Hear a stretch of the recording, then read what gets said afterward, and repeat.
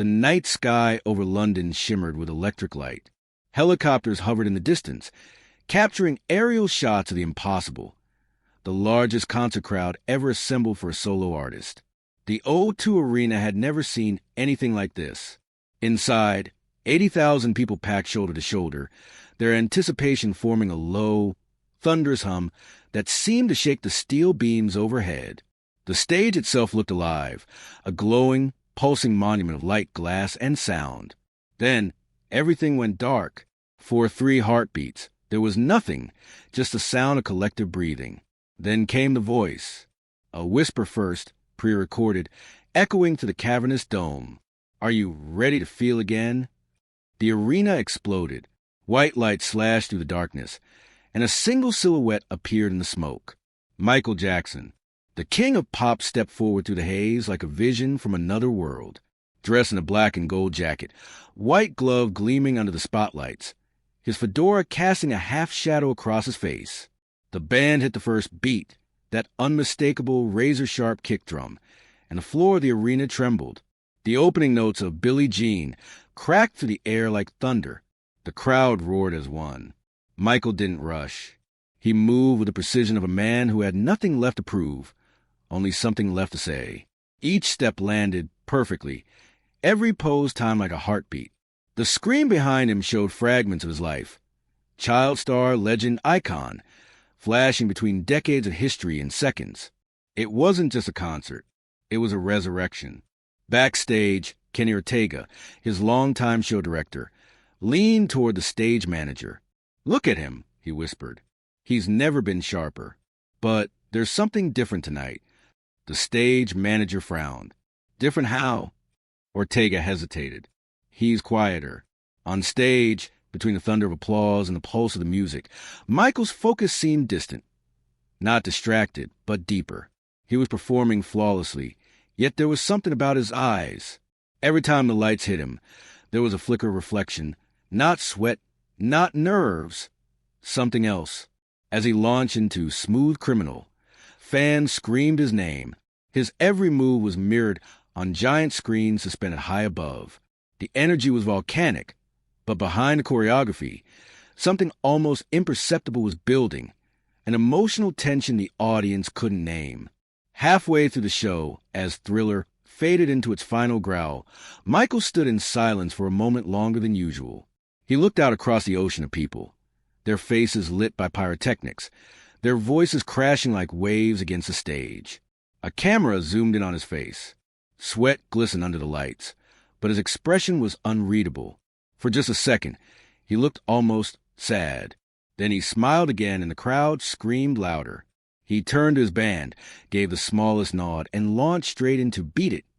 The pyros detonated on cue. Fireworks arced over the audience. Every eye was on him. But backstage, his rhythm guitarist, Orianthi, noticed something off. Between songs, when the house lights dimmed, Michael didn't retreat into the shadows as usual.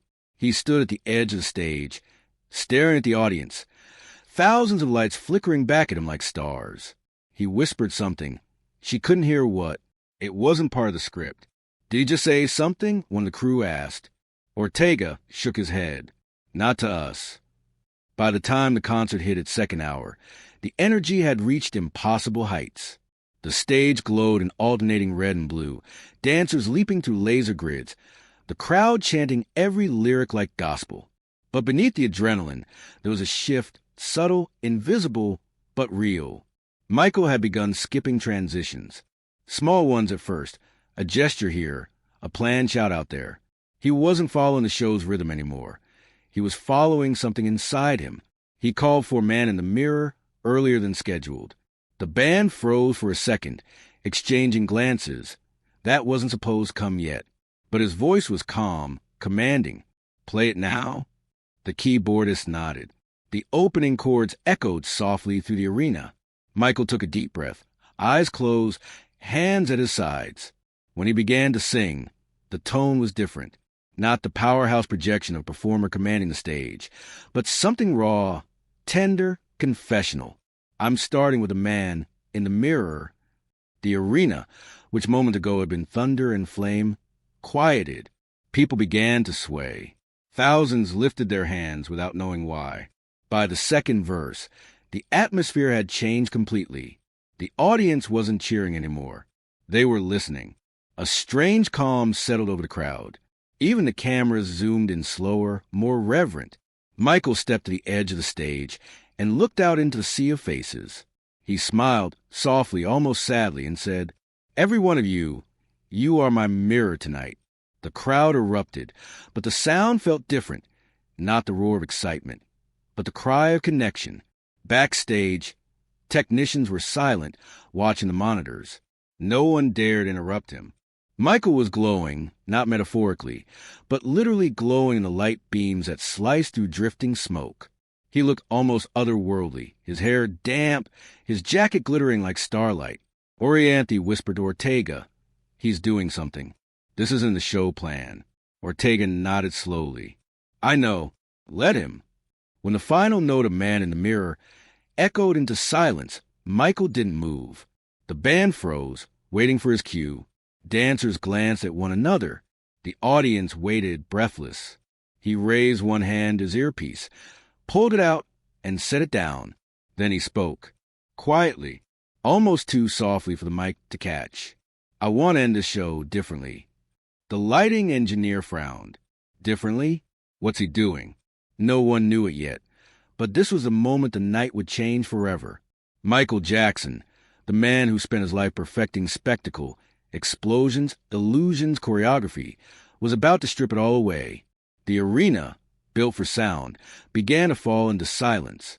The crowd felt it first, that eerie stillness that spreads through people when something real is about to happen. The lights dimmed. The music stopped. The band's instruments went silent. One single spotlight followed Michael as he stepped forward to the center of the stage. He looked out into the ocean of faces, tears in his eyes, and whispered something no one could yet make out. The fans leaned in. 100,000 people were holding their breath. And in that moment, that heartbeat between noise and silence, the world's biggest entertainer stood completely still. He was no longer the king of pop.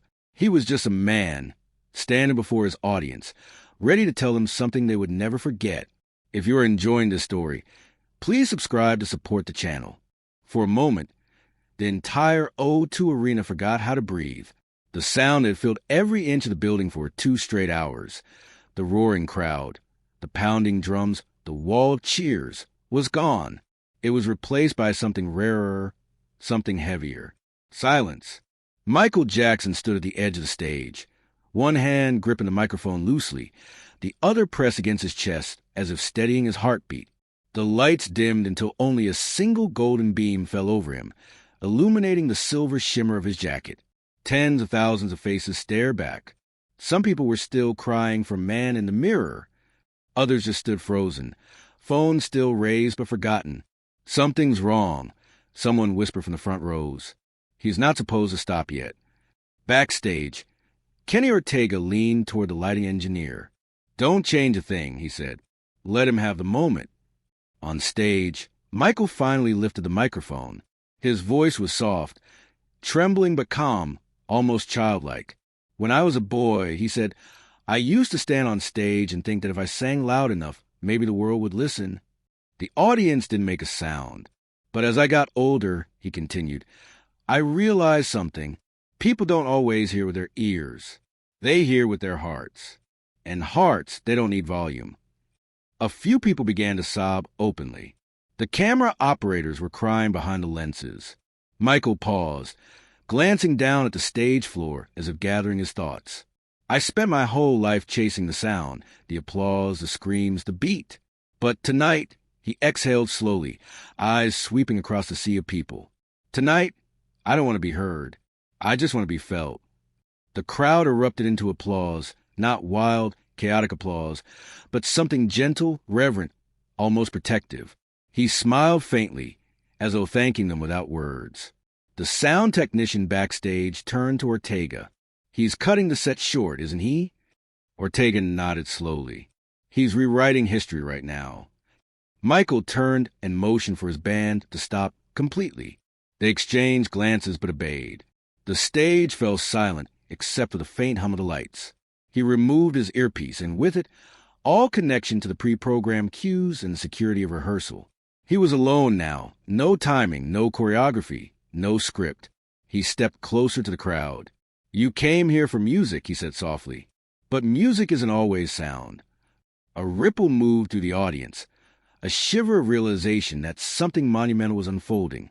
He looked up at the vast ceiling of the arena, at the web of lights and rigging that hung above him, and whispered, "I want to show you something real."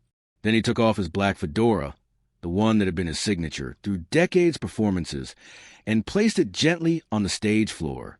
The gesture was small, but it sent a wave of emotion through the audience, like watching a king lay down his crown. He stood there, completely still, his face illuminated by the glow of thousands of phone lights now raised in the crowd.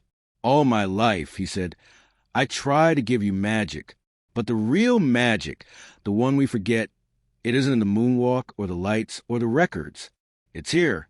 He touched his heart. "It's always been here." Up in the nosebleed section, a young fan named Jasmine Parker, 16 years old, clutched a photo of Michael she'd carried since childhood. She'd begged her parents to bring her to London for this show, her first concert ever. Now tears streamed down her face. "Mom," she whispered, "I think he's saying goodbye." Her mother couldn't answer. She just nodded through her tears. Michael raised his free hand to the audience. "When I look at all of you," he said, "I see people who came from everywhere. Different voices, different colors, different dreams. But for these few hours, we've all been the same. That's the miracle of music." The crowd began to applaud again, but he gently waved them down. "No," he said, smiling. "Not applause. Just listen." The stadium obeyed. It was the strangest, most beautiful thing. 80,000 people standing in complete silence. No shouting, no chanting, no movement. The kind of silence you could feel. Michael closed his eyes. "Can you hear it?" he asked. "That's peace. That's what the world is supposed to sound like." A lump formed in the throats of nearly everyone there. He continued, voice trembling slightly. "When I was young, I thought my gift was to sing. But now, I think my gift was to make people listen, not just to me, but to each other." A soft gasp rippled through the audience. Some people reached for each other's hands, without realizing it. Couples embraced. Strangers wiped away tears together. He smiled again, smaller this time, a private smile, like he knew something the rest of the world didn't. "I want you to promise me something," he said, looking out at the crowd. "Promise me that when the music stops, you'll keep singing anyway, not with your mouths, but with your hearts, because if you do that, then I never really have to leave." The audience broke. People were crying openly now, men, women, children, security guards. Even the camera operator's shoulders shook as they tried to hold focus. Backstage, Ortega whispered to no one in particular, "This isn't a concert anymore. It's a sermon." One of the dancers, still dressed in costume, covered her mouth with her hands. "He's saying goodbye," she whispered. "I can feel it." Michael looked out over the endless crowd one last time, the golden light wrapping around him like a halo. "You've given me everything," he said softly, "and I want to give you something back. But not a song, not a dance, something else." He paused, closed his eyes for a few seconds that felt like forever. When he opened them again, there were tears glistening down his cheeks. "I want to give you truth." He took a slow step forward, raising his arm toward the audience, and said quietly, "This moment, right here, is my final gift to you." The words hit like thunder in the still air. People didn't even know what it meant, but they could feel it. The atmosphere was electric. The strange electricity that comes when something larger than art, larger than fame, takes over. The camera feeds caught every detail. The trembling of his hand, the faint smile, the way his chest rose and fell as if each breath carried a lifetime. The stage director's voice crackled through the comms. "He's off script. No one cue the next number." Ortega's voice came back, firm but calm. "Let him finish." Michael gazed at the audience, his voice now barely more than a whisper. "Don't forget this feeling," he said. "Hold it close, because this is what love sounds like." Then he lowered the microphone. For 10 long seconds, He didn't move. The silence stretched, and in that silence, you could hear the faint sobs, the rustle of jackets, the shuffling of feet trying not to break the spell. Michael closed his eyes. When he opened them again, his expression had changed. Serene, peaceful, certain. He stepped back slowly toward the center of the stage. The lights shifted to a soft golden hue, surrounding him like dawn breaking. And as he looked up at the rafters, as if speaking to something beyond the crowd, he said, "Let the light in." In an instant, the stage began to glow. Thousands of small lights, hidden beneath the platform, in the floor, in the audience seats, flickered on. The effect was breathtaking. The entire arena illuminated in warm amber, like sunrise spreading from the stage out into the crowd. People gasped audibly. Some dropped their phones, stunned. And Michael just stood there, surrounded by the light, looking out at them with tears on his cheeks.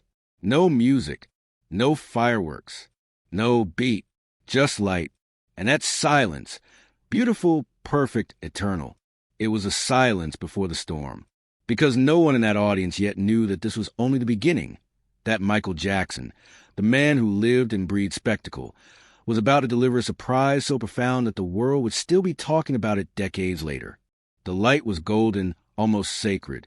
It bathed every face in the arena, from the front row to the highest seats. The crowd stood frozen, not in suspense, but in reverence. Michael Jackson didn't move. His figure stood at the center of the stage, glowing the mist, one hand at his side, the other holding the microphone loosely. The quiet stretched so long that even the camera operator forgot to breathe. Then a faint hum broke through the silence. Not music, voices, children's voices. From somewhere behind the stage came the soft sound of a choir humming the opening notes of "Heal the World." The melody was so delicate it almost didn't sound real, a sound like air and hope woven together. The audience stirred.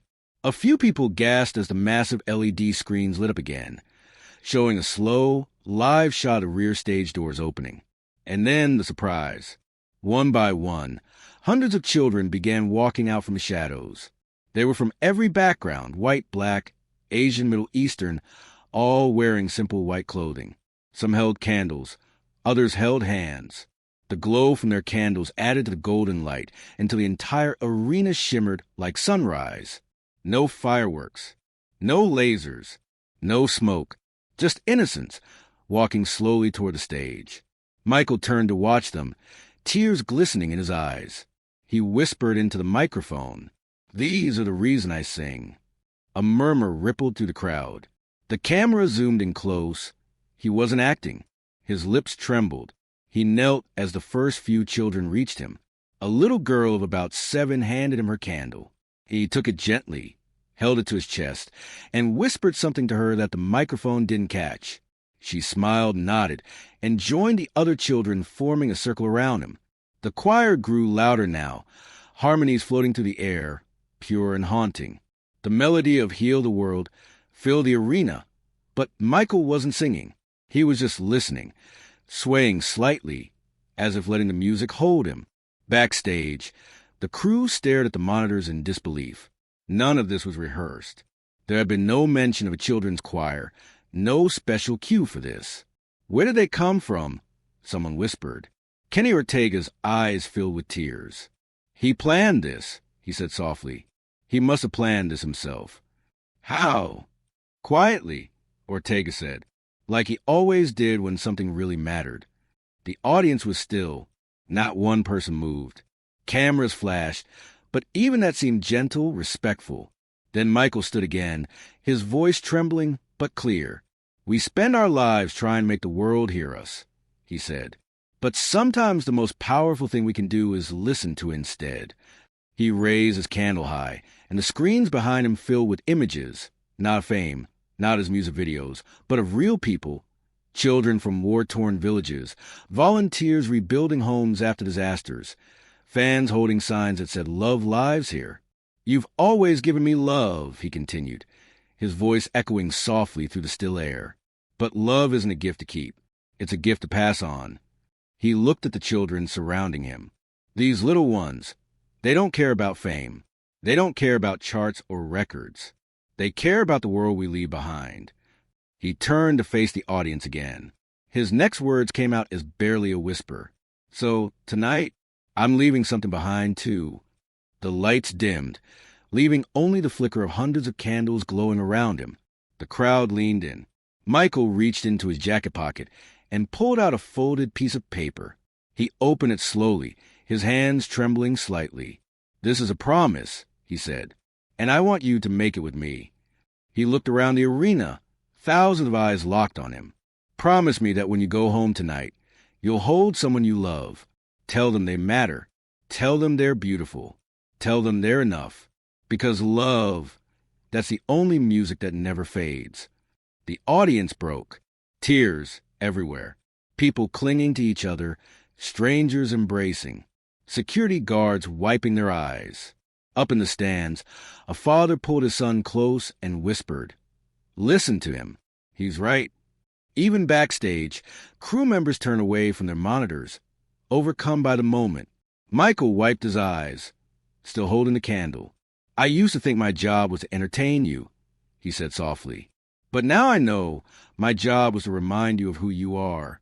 He looked down at the paper again. "I wrote something for this moment," he said. "It's not a song. It's a prayer." He unfolded the paper completely. The camera zoomed in on his face. His voice quivered.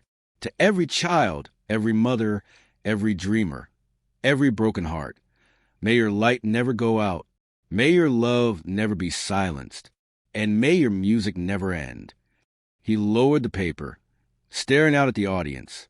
The crowd began chanting his name softly, rhythmically, like a heartbeat. "Michael, Michael, Michael." He raised his candle again. "No," he said with a tearful smile. "Not Michael. You." The chanting stopped. The silence returned. Then, softly, he whispered into the microphone, "You are the music now." The words hit like lightning. A collective gasp filled the air. Then came the sound of sobbing. Not sadness, but the kind that comes from awe, from witnessing something too pure for words. Michael smiled faintly and began to hum, low and quiet. The children joined him. Then, slowly, the audience began to hum too, tens of thousands of people joining one voice. The sound swelled until it filled the entire arena. A sound without lyrics, a song made of human breath and heartbeats. Michael stepped back, still humming, his candlelight reflecting in his tear-filled eyes. The camera caught the faintest smile on his face, serene, peaceful, free. He turned toward the children, lowered his candle, and whispered something only the front row could hear. "They finally understand." The children nodded. Then, without warning, the music stopped again completely. The humming faded, leaving nothing but the sound of quiet breathing and flickering candles. Michael turned to the audience one last time. His expression was calm, almost otherworldly. "If I never sing again," he said softly, "remember this. You were my greatest song." He placed a candle on the stage floor next to the fedora. The two symbols, light and legacy, sat side by side, glowing against the darkness. He took one step back, then another. The choir resumed their humming, a single angelic note that seemed to rise straight into the rafters. And Michael, the man who had defined pop dance and performance for generations, slowly raised his arms and bowed deeply. Not the showman's bow, not the practiced gesture of a performer, but the quiet bow of gratitude, one human to another. The crowd erupted, but he didn't move again. He stayed in that bow for a long time, letting the wave of emotion wash over him like an ocean. When he finally stood upright, his eyes glistened under the lights. He smiled, whispered, "I love you," and walked slowly toward the darkness of the stage exit. The children followed him one by one, disappearing behind the curtain until only the candlelight remained. And when the last flame flickered out, the stadium plunged into total silence. Not the emptiness of an ending, but the sacred quiet of something complete. Backstage, Kenny Ortega had tears running down his face. He didn't just perform, he said quietly. He let go. In the control room, someone whispered, "Was that the finale?" Ortega shook his head slowly, watching the monitor fade to black. "No," he said, "that was the beginning of forever. It started as a flicker, One lone video uploaded by a fan who had filmed the final 15 minutes of the concert on a shaky phone. Within hours, it was everywhere. Michael Jackson's final words, "You are the music now." The night the world went silent. By dawn, the footage had been viewed more than 100 million times. By the end of the week, that number had passed 1 billion. But for those who had been there, no camera could capture what it felt like. In the quiet of his hotel suite, overlooking the Thames, Kenny Ortega sat alone, still in disbelief. His phone buzzed endlessly, journalists, producers, friends. He didn't answer. He just watched the replay again and again, hands trembling. On the screen, Michael stood in the golden light, the children circling him like a halo of innocence. Every time Ortega reached the part where Michael whispered, "You are the music now," he had to stop the video. It was too much. He had directed hundreds of shows.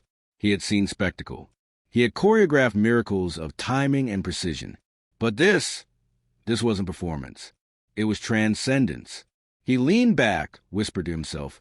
He gave them his soul. Across the ocean in New York City, CNN was airing the footage on repeat. Anchor Sarah Hill tried to summarize what the world had just witnessed, but kept pausing, her voice breaking. In what may go down as the most emotional finale in concert history, Michael Jackson ended his performance not with fireworks, but with silence, and words that already feel mortal. Clips played over her voice. Michael surrounded by children, the golden light spilling into the crowd, his soft whisper echoing across the stadium. Fans flooded social media, describing the moment as spiritual, holy, unforgettable. One comment captured the collective sentiment perfectly. It felt like the whole world took a breath together for the first time. In Tokyo, streets filled with people holding candles. In Rio, a crowd gathered on Copacabana Beach, playing the Heal the World instrumental and singing softly. In Johannesburg, thousands stood outside the Michael Jackson mural downtown, hands over their hearts. The silence he created spread like wildfire, not as absence, but as unity. They called it the Quiet Revolution. The morning after the concert, the Times ran a headline in bold white letters across its front page. "The King of Pop give his crown to the world." Underneath was a single photo, Michael on his knees, surrounded by candles and children, light glowing around him like sunrise. The article beneath it read, "In an industry built on noise, Michael Jackson ended his greatest show by teaching us the power of silence." Meanwhile, in Los Angeles, Michael's longtime sound engineer Brad Sundberg was still in tears. He'd mixed hundreds of his concerts. He knew every beat, every cue, every inflection. But this was different. He told a journalist later, "You have to understand that wasn't planned." He bypassed every cue, every backing track.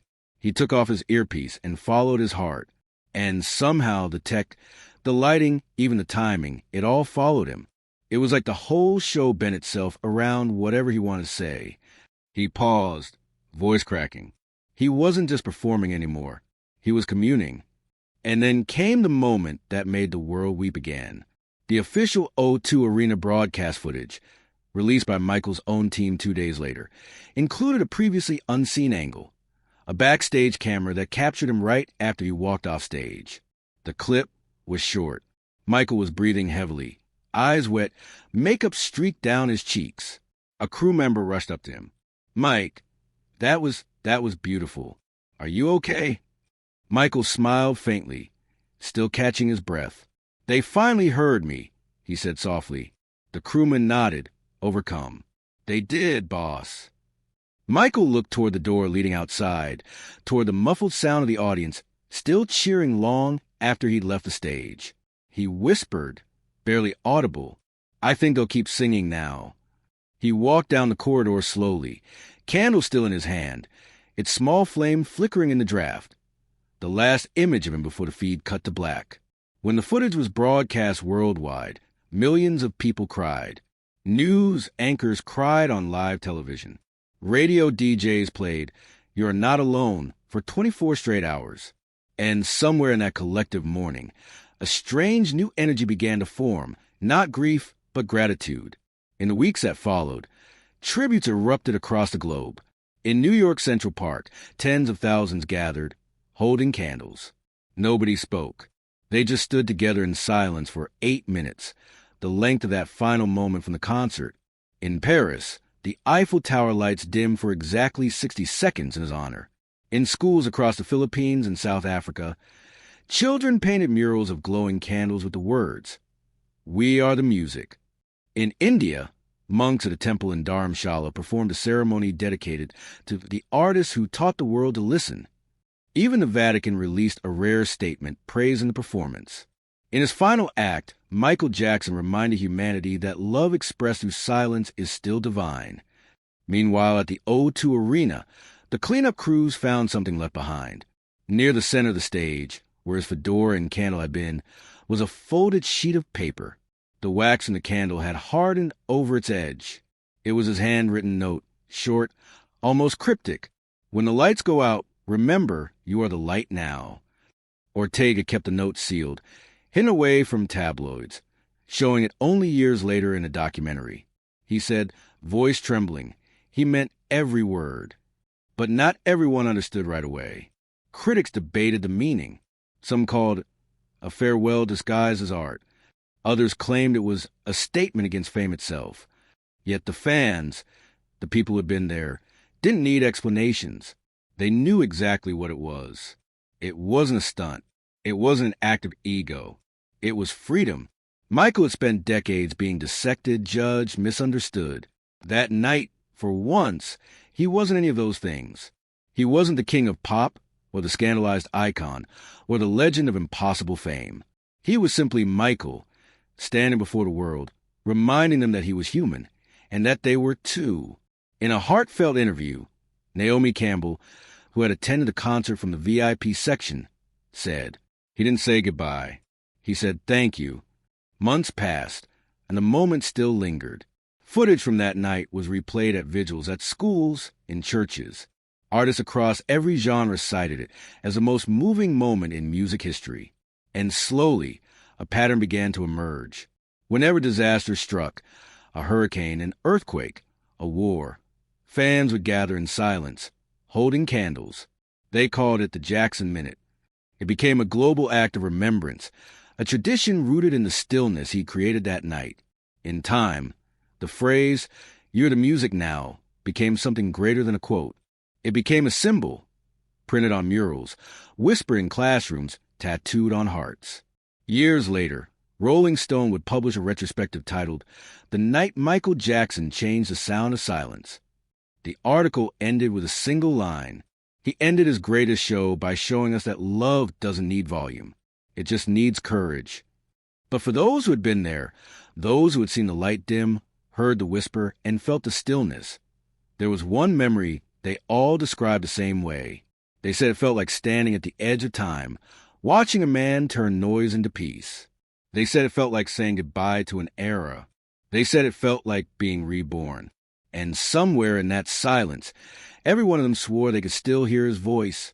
Faint, steady, eternal. "You are the music now." The stadium lights had long faded. The candle wax had melted into the wood. The echo of Michael Jackson's final whisper, "You are the music now," drifted into history like smoke carried by the wind. But some words don't die. They evolve. It began quietly with the children, the same children who had stood beside Michael on stage that night. In the days after the concert, they returned home to their countries, from Kenya to Japan, from Brazil to Norway, carrying more than candles. They carried purpose. One by one, stories began appearing in newspapers and on social media. A girl in Ghana started a charity to fund instruments for orphanages. A boy from London began organizing weekly music days in hospitals for terminally ill children. In India, a 12-year-old from the choir built a group called the Light Keepers, dedicated to spreading Michael's message through music and kindness. None of it was orchestrated. Nobody planned it. But somehow, they all felt the same calling, to continue the message he left unfinished. 3 months after the concert, the You Are the Music Foundation launched quietly from Los Angeles. It had no celebrity spokesperson, no massive press release, just a short statement on its website. "We exist to remind the world that compassion is louder than fame." The foundation funded children's music programs, disaster relief through benefit performances, and global music therapy initiatives. Within a year, it had reached over 40 countries. And though the foundation had hundreds of contributors, its founding charter bore only one name, Michael J. Jackson. Kenny Ortega confirmed that Michael had registered the organization months before the concert privately, without telling anyone. He'd planned it all along. By then, the concert itself had achieved mythic status. People didn't just remember it, they studied it. Entire university courses analyzed the performance's spiritual and cultural impact. Historians debated whether it marked the end of an era or the birth of a new one. And still, the footage never lost its power.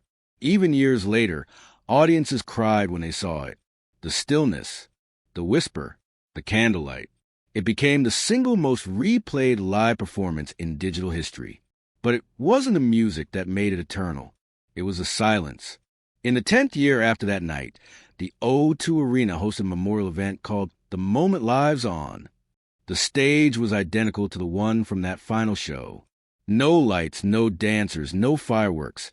Just an empty microphone stand and a single candle glowing at center stage. Thousands gathered in complete silence. The audience was a sea of candlelight, faces glowing softly in reverence. At the event's closing, the massive screens lit up with Michael's face, pulled from that final night. His words echoed again, faint but clear. If I never sing again, remember this. You were my greatest song. The crowd began to hum, the same melody from Heal the World. From somewhere above, a soft spotlight illuminated the stage. And for a moment, it felt as if he were there again, not as an image, not as a ghost, but as presence. People later said that the hum turned into something else, like the sound of wind carrying a heartbeat. Everywhere you looked, the message endured. Street artists painted murals of him holding a candle that lit the faces of millions. Church choirs sang, "You are the music now," as a benediction. Students quoted him in their graduation speeches. And in cities around the world, on his birthday each year, people gathered for the global silence, 8 minutes of stillness followed by a chorus of humming. No words, no speeches, just the sound of humanity breathing together. Reporters once asked Kenny Ortega how he felt watching the legacy unfold. He paused before answering, eyes distant. We used to think his magic was in his dancing, the moonwalk, the spin, the glove. But that night, I realized the real magic was in his silence. He didn't just stop the music. He became it. In 2030, the United Nations recognized the You Are the Music Initiative as one of the most influential humanitarian movements inspired by an artist. They held a special ceremony in Geneva, attended by world leaders, musicians, and, most poignantly, the original children from the concert, now grown adults. One by one, they stood at the podium, sharing how that night had changed their lives.